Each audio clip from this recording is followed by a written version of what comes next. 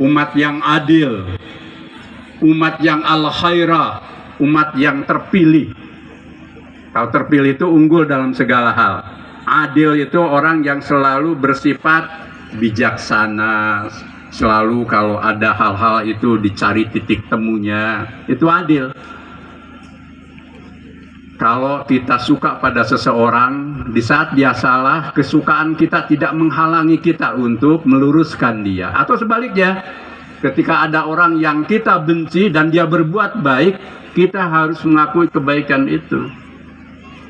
Termasuk dalam politik, jangan suka tidak suka. Politik itu juga harus adil dan amanah. Jangan karena tidak suka, terus setiap kebaikannya jelek semua. Atau sebaliknya, karena sudah suka berlebihan, salah pun kita benarkan. Muhammadiyah tidak dalam posisi seperti itu. Ummata wasato litakunu syuhada 'alan nas. Nah, syuhada 'alan nas itu kita berbuat yang kemudian orang menjadi saksi perbuatan kita itu baik. Coba di tempat jauh yang indah, sejuk, tahu-tahu berdiri istana Quran. Berdiri masjid, tadi berdiri masjid di sana, ada sekolah di sana, itu namanya syuhada 'alan nas. Muhammadiyah ini biasanya tidak suka berretorika tentang Islam rahmatan lil alamin, tapi kita buktikan dalam perbuatan nyata. Belum sebulan lalu saya dari NTT. Di NTT itu kita punya Universitas Muhammadiyah Kupang. Mahasiswanya 6.000. 6.000 susah dihitung ya. 6.000. 80% saudara kita dari Katolik dan Kristen.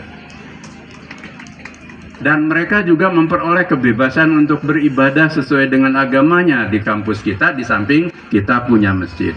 Nah, saya meresmikan masjid, meresmikan 2 bangunan yang itu dibangun oleh UM Kupang sendiri, bukan oleh yang lain.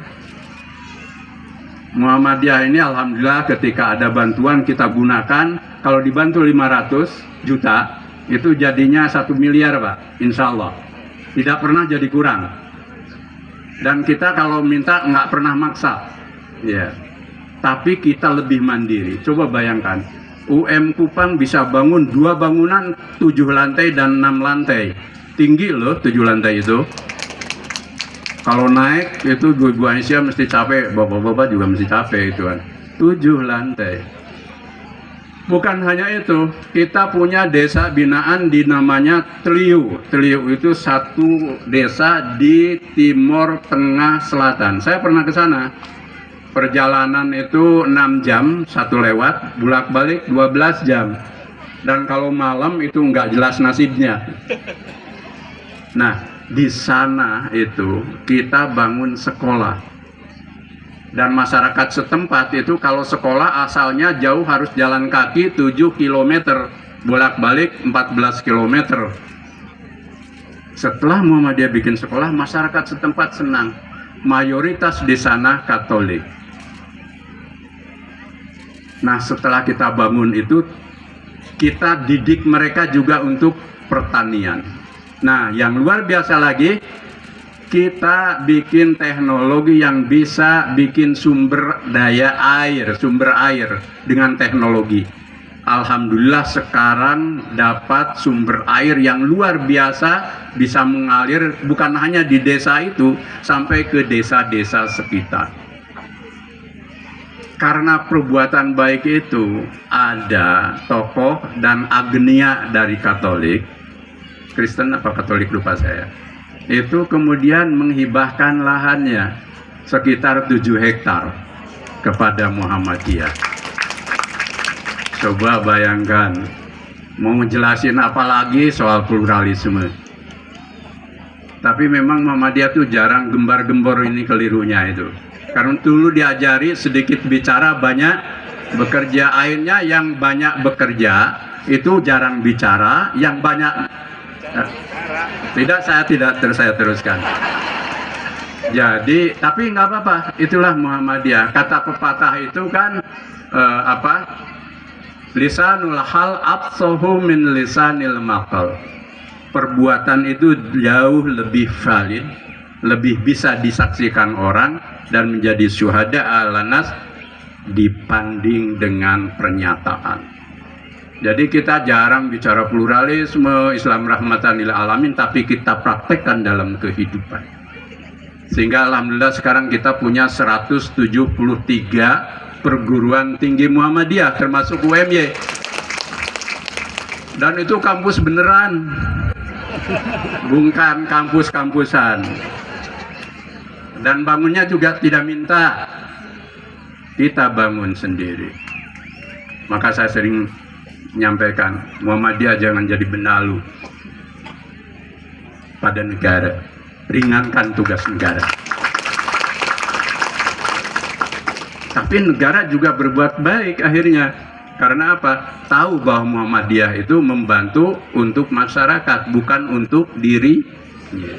Ya kayak tadi di NTT, di Papua sama, kita punya empat universitas di sana.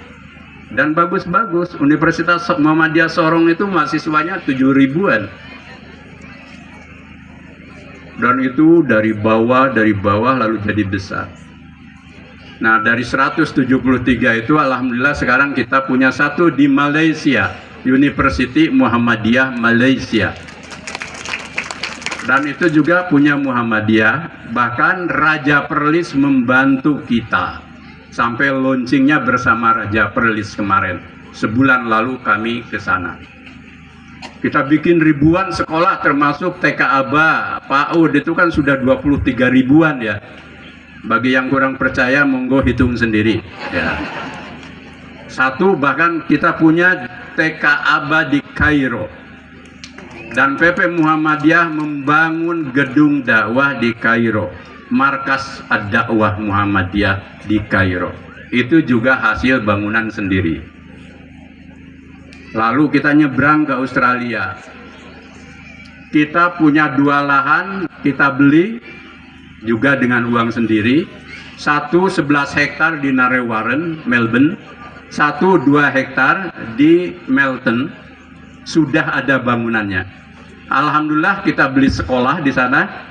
Lalu lewat proses perizinan yang rumit, tahun ini kita sudah dapat izin dan sudah mulai buka operasional Muhammadiyah Australia College.